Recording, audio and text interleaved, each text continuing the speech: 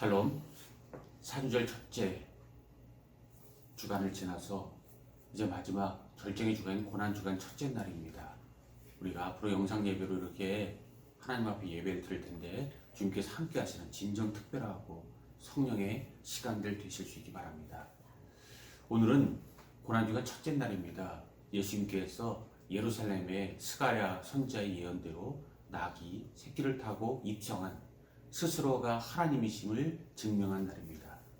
그 귀한 날에 주님께서 하나님이심을 극도로 사람들에게 때가 되기 전에 알리려는 그 마음이 하나님 앞에서 이제 그를 드러내는 마음으로 바뀐 이 시간에 하나님께서 우리에게 역사하시는 그 은혜를 우리가 보게 되는 시간으로, 우리가 또 그 메시지로 우리의 삶이 살아가는 시간으로 이 시간 함께하는 주님의 시간 되기 바랍니다. 특별히 우리가 이번 이 고난주간 영상 예배를 드리면서 우리는 헨리 나우엔을 함께 기억하기 원합니다. 헨리 나우엔은 네덜란드에서 태어나서 그가 예수의 신부 서풍을 받고 성직자의 길을 간 사람입니다. 그는 하버드에서 공부해서 하버드에서 교편을 잡기로 했지만 폐로 빈민 선교를 했던 분이고 다시 하버드로 돌아와서 교편을 잡았던 그의 히스토리가 있습니다. 근데 그는 페루 빈민 선교를 겪으면서 그의 꿈이 바뀌었습니다.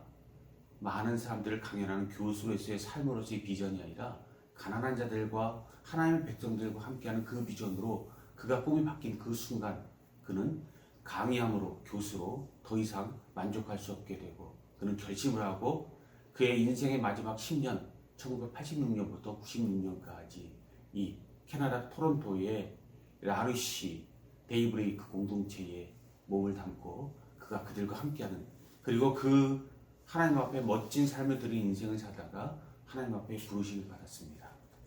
그런데 그는 이 데이브레이크에 들어가기 전에 바로 1년 전에 1985년도에 미국 매사추세츠에 있는 케임브리지 세인트 폴 교회에 부르심을 받고 초청을 받고 사순절 설교를 6번 하게 됩니다. 그때 예수의 길이라는 주제 아래서 그가 하나님 앞에 모든 백성들을 초대하고 말씀을 전한 적이 있는데, 우리가 이 6번의 말씀 가운데 이 고난주간과 돌아오는 부활주일까지 우리 6번 그분의 말씀을 중심으로 해서 하나님의 말씀을 다시 한번 돌아보고자 합니다. 그리고 하나님의 뜻을 우리가 묵상해 보고자 합니다. 그러나 꼭 제가 말씀드리고 싶은 것은 헨리 나우엔이 하나님이 아니라 저와 여러분들 하나님을 만나기 바랍니다. 그리고 평상시처럼 그냥 지나가는 고난주간이 아니라 특별한 우리 역사의 한 페이지를 장식하는 귀한 시간 될 수 있기를 주님의 이름으로 축복합니다. 자, 오늘 본문 말씀을 보면 요한복음 1장 35절부터 39절 말씀을 우리가 보게 되었습니다. 영상으로는 드러나지 않았지만 세례 요한이 그의 두 제자를 예수 그리스도에게로 보내는 장면입니다. 그의 두 제자였던 이 안드레와 요한이 이제 그의 선생님이었던 세례 요한으로부터 보냄을 받고 예수께로 찾아갑니다. 그리고 그와 함께함으로 그가 예수 그리스도의 사역에 동참하는 비전 사역의 동역자가 되어지고 예수 그리스도의 12 사도가 되어집니다. 참 놀라운 것은요, 그들이 처음 예수 그리스도를 만났을 때에 그들의 기대했던 바와 그들의 느낌과 예수 그리스도의 대응이 달랐다는 것을 성경이 우리에게 말씀하고 있다는 것을 먼저 주목해 볼 필요가 있습니다. 세례 요한은 어떤 분이었습니까? 하나님께 특별히 쓰시기 위해서 구약에 예언했던 예수 그리스도의 길을 예비했던 엘리야와도 같은 그러한 인물로 하나님께서 예수 그리스도보다 6개월 전에 예비해 놓은 하나님의 특별한 선지자였고, 주의 길을 예비하는 자로서 분명히 그는 자기의 그 사명을 자각했던 자고, 아무리 그가 인기가 올라갔을지라도 스스로를 메시아라고 지칭하지 않았던 하나님의 참된 종이었습니다. 그가 회개하라, 이스라엘의 모든 사람들에게 회개하라 역사하고 그를 따르는 제자들과 함께 예수 그리스도를 예비하고 하나님 나라를 준비합니다. 그러던 그가 어느 날 예수 그리스도를 만나게 됩니다. 그리고 영적으로 깨닫게 됩니다. 하나님께서 보내신 어린 양, 그들이 그토록 기다렸던, 그리고 자기가 선포했던 메시아가 그분이라는 것을 알게 됩니다. 그리고 자기를 따르던 두 제자 안드레와 요한을 예수님에게 보냅니다. 그리고 이야기합니다. 보라, 세상 죄를 짓고 가는 어린 양이로다. 예수 그리스도의 분명히 인식과 그를 알리고 두 제자를 자기 제자로 만족시킨 것이 아니라 하나님의 제자로 보내는 파송의 단계를 그가 겪는다는 것입니다. 참 멋진 사도와 멋진 제자와 또 예수님의 만남의 장면입니다. 참 놀라운 것은요, 그들이 처음 예수 그리스도를 만나러 왔을 때 예수님의 반응이었습니다. 그들이 따랐던 세례 요한은 굉장히 강한 분이었습니다. 독사의 자식들아. 하나님의 뜻을 따르는 사람에게는 한없이 부드럽고 또 사랑의 사람이었지만 하나님의 뜻을 따르지 않은 사람들에게는 채찍과도 같고 멍이와도 같은 사람이었습니다. 몽둥이와도 같은 불꽃 같은 인생을 살았다고 볼 수가 있죠. 근데 그가 두 제자를 예수님에게 보냈을 때 예수님을 찾아와서 두 제자가 예수님의 뜻을 물을 때 예수님의 반응은 달랐다라는 것을 우리가 본문에서 만나게 됩니다. 어떻게 달랐을까요? 그들은 아마도 세례요한보다 더 강력한 메시지를 원했을지 모릅니다. 그러므로 그들은 한마디를 그들에게 묻고 또 비전을 선포되기를 바라는데 참 묻는 질문도 엉뚱하고 대답도 엉뚱합니다. 그들은 예수님, 당신이 메시아입니까? 우리에게 어떤 것으로 우리 마음을 뜨겁게 하겠습니까? 그들은 묻지 않았고 또 예수님도 그들에게 그 말씀을 시작하지 않았습니다. 참 놀랍게도 성경 우리에게 분명히 증거하기를 예수 그리스도요, 그 말이 아니라 랍비여, 어디 거하십니까? 즉 예수님의 거처를 두 제자가 묻고 예수님은 그에 대해서 빙그레 웃으시면서 이야기하십니다. 와서 보라. Come and you will see. 즉 그들과 함께 거함으로 주님께서 누구인지를 분명히 드러내 주겠다는 말로 역사가 시작되고 있다는 것입니다. 이것이 고난주간 첫 번째 날 예루살렘으로 입성한 주님과 우리가 만날 영적 메시지인 줄 믿습니다. 즉 예루살렘 입성은 왕의 귀환이고 우리 강력한 은혜의 시간이지만 하나님께서 우리를 초대하는 시간입니다. 우리는 흔히 이야기할 때 은혜 받았다고 이야기할 때 내 안에 예수님을 초대한다고 이야기하고 초대하자라고 우리가 메시지가 선포되는 것을 부지기수로 들어왔고 또 늘 그렇게 우리가 모든 것을 주장해 나가서 나의 세상에 주님을 늘 귀속시키려고 합니다. 그러나 그렇지 않습니다.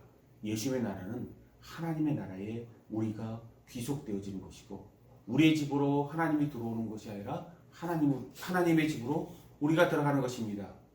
그러나 아직도 믿지 못하는 사람들은 예수 그리스도를 나에게 초청한다고 믿고 주님이 내 안에 거한다고 믿습니다. 그리고 그것이 옳다라고 논리적으로 이야기합니다. 세상 논리로 보면 맞습니다. 우리 안에 예수님이 초대되어서 그분의 생각과 그분의 뜻과 그분의 모든 섭리가 내 안에 일어나서 내 안에 역사가 나는 것. 그래서 나의 집에 하나님을 모신다는 것이 인간의 논리로 정확하게 맞습니다.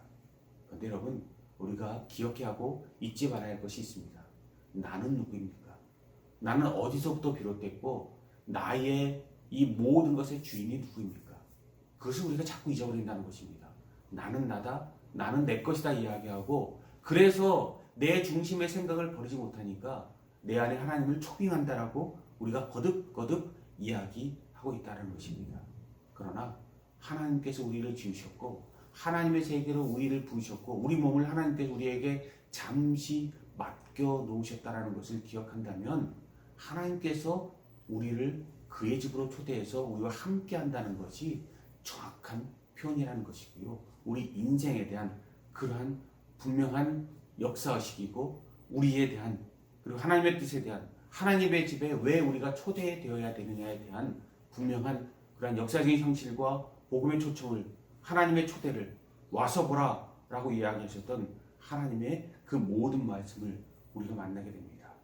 그럼 여러분 주님께서 왕으로 입성하실 때 부지런하게 부산하게 또 자기가 가장 먼저 자기의 간이라도 빼줄 만큼 자기 겉옷을 벗고 종려나무를 흔들고 예루살렘의 입성을 고대하고 누구보다도 앞장섰던 그들이 결국 마지막 성금요일 날 그들을 배반했던 것에서 다시 한번 교훈을 받는 것처럼 우리가 기억할 것은, 정말로 우리가 기억할 것은 우리가 하나님을 초대하는 것이 아니고 내 만족을 위해서 하나님을 우리가 이용하는 것이 아니고 하나님께서 우리를 초대했다는 사실, 그리고 왕으로서 우리 품에 들어왔다는 것은 하나님 말씀하지 않으셨지만 그대로 그날은 나귀 새끼를 타고 예루살렘 성을 돌고 베다니로 돌아 나가셨지만 하나님은 우리 가운데 영으로 물으셨고 또 우리에게 물으신다는 것입니다. 너희들이 날 초대한 것이 아니고 너희들이 날 기대한 것이 아니고 내가 너희를 초대하노라.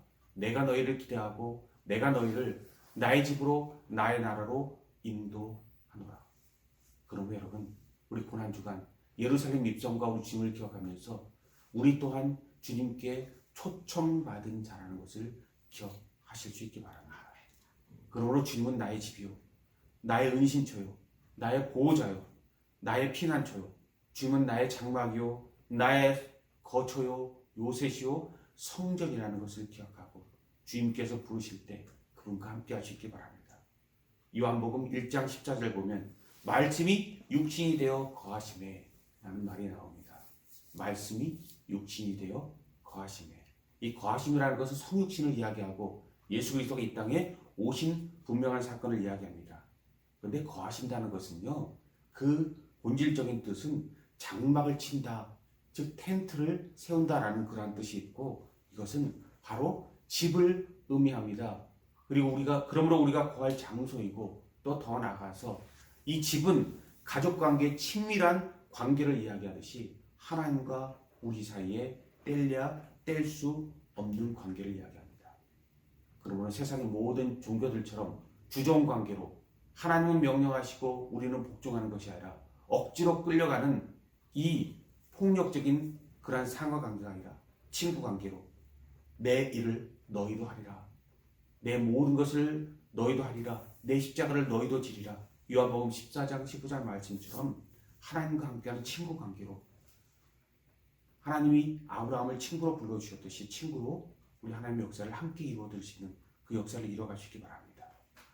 그러하다면 우리 첫날 하나님의 초대를 받은 초대장을 받고 그분의 나라에 입성한 우리에게 필요한 세 가지가 무엇일까요? 우리가 하나님 앞에 드려야 될 진정한 고난주간 첫째 날의 반응이 무엇일까요? 첫째는 듣는 것입니다. 우리의 모든 말씀은 들음에서 시작됩니다. 왜냐하면 그것은 내 안에 본질적으로 있었던 것이 아니기 때문입니다. 예수 그리스도 자체가 우리 가운데 거했던 분이 아니고 우리보다 먼저 가셨고 우리 밖에서 우리에게 들어오신 분입니다. 그러므로 그분의 말씀을 들음으로부터 시작되어집니다. 내 것을 하나님께 인정받는 것이 아니라 나와 별개의 것을, 하나님의 생명을, 그분의 말씀을, 그분의 메시지를, 그분의 복음을 받는 데에서 그 모든 것이 시작되어진다는 것입니다. 그러므로 어떤 변명도, 어떤 내 자신의 모든 모습도 하나님 앞에 변명거리가 되지 않게 하시기 바랍니다. 헨리 나우엔의 이야기를 제가 초반에 했습니다. 헨리 나우엔이 이 85년도에 사순절 말씀을 전할 때 사실 사람들에게 말씀을 전한 것보다도 본인에게 전했다는 것이 맞습니다.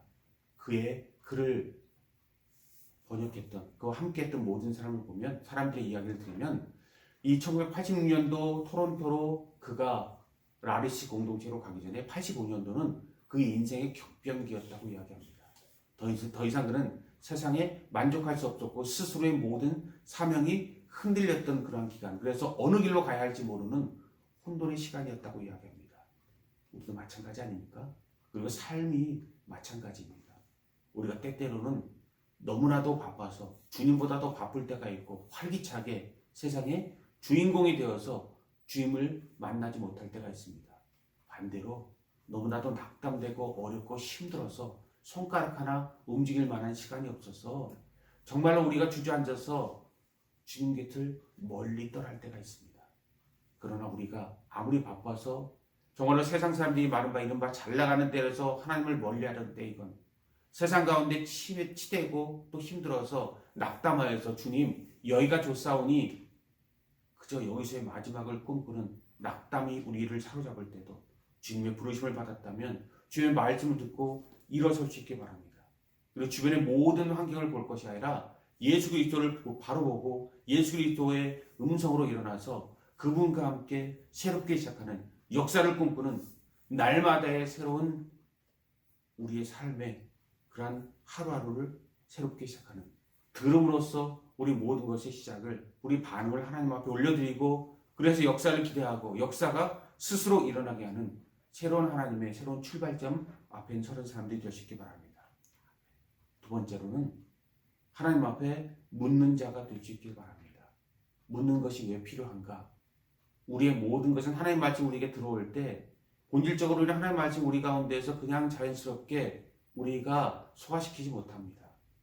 저도 젊었을 때에는 그리고 때때로 하나님 말씀을 제 안에 소화시키지 못하고 그것 갖고 이 진주 조개가 진주를 모래알로 생성해내는 것처럼 참 아픈 가운데 어려움 가운데 이 모든 것을 포기하고 싶은 생각이 너무나도 많고 왜입니까? 라는 것을 스스로 목사인 저에게도 그 모든 것을 해결하지 못하는 시간을 갖습니다. 그런데 여러분 하나님 말씀을 보면서 묵상하면서 분명히 깨달은 것은 이 모든 것이 우리 가운데 소화되지 못하는 것이 당연하다는 말씀입니다. 하나님의 일이고 하나님의 사건이고 하나님의 높으신 뜻이기 때문에 우리가 이해한다는 것이 오히려 이상하다라는 그 말씀을 기억함으로 내 자신이 얼마나 교만했는지를 다시 한번 깨닫는 시간을 갖게 되었습니다. 그렇습니다. 하나님의 모든 사건과 역사의 모든 사건과 고난주간과 십자가 사건도 하나님의 일이고 하나님의 신비고 하나님의 역사입니다. 그러므로 우리가 이해하지 못할 것이고 나라면 그렇게 안 했을 텐데 하나님이 어떻게 저럴 수 있을까라는 것에서 여전히 우리는 늘 시험에 들게 됩니다. 그러므로 헨리 나우엔과 저는 그리고 우리는 하나님 앞에 물어야 된다는 것입니다. 듣는 믿음이 아니라 다른 사람에게 간접적으로 배운 믿음이 아니라 보고 체험하고 내가 만난 예수 그리스도를 내 물음 가운데서 만나야 됩니다. 정말 좋은 학생은 하나님 앞에 제대로 된 질문 가운데 자기의 모든 지식과 그 선생님의 모든 지식을 자기의 것으로 흡수하는 것처럼 우리가 남에게 들은 말로 누가 이렇게 이야기하더라, 누가 이렇게 이야기하고 누가 이런 체험을 했다더라, 누가 이런 경험을 했다더라, 누가 이런 좋은 길을 갔다더라라는 것이 아니라 내가 그 가운데서 보고 체험하고 나와 하나님의 직접적인 관계를 만들 수 있기 바랍니다. 그러기 위해서 우리는 기도하는 것입니다. 그러기 위해서 우리는 묵상하는 것입니다. 그러기 위해서 우리 모든 삶에 하나님의 이름을 걸고 우리의 새로운 역사에 이미 난 길을 가는 것이 아니라 우리 길을 내면서 우리가 가고 있다는 것입니다. 물으십시오. 철저히 물으십시오. 그냥 마음속에 감추고 내 스스로 일어났다 넘어졌다를 반복하는 것이 아니라 주의 말씀을 듣고 주님 앞에 모든 물음이 있다면 주님 앞에 직접 묻고 주님의 음성을 바로 듣고 그 가운데서 우리 삶을 주님 앞에 정립할 수 있기 바랍니다. 아멘. 그리고 마지막 우리의 필요한 세 번째는요. 거하라 라는 것입니다. 하나님과 함께 하라 라는 말씀입니다. 헨리 나우엔의 글을 듣고 제가 참 감명을 받은 그런 부분이 있습니다. 거하라 라는 것을 그분이 이야기하면서 이런 얘기를 합니다. 빈둥빈둥 거릴지라도 거기 거하라. 우리가 집에 들어오면 편한 목장으로 그냥 침대 위거나 우리 집안의 곳곳을 소파 위에서 그냥 디굴디굴 굴러다닐지라도 집 안에 있는 것이 그냥 좋은 것처럼 빈둥거릴지라도 거하라 라는 말씀을 우리가 마음속에 새길 수 있기 바랍니다. 하나님 함께 거하십시오.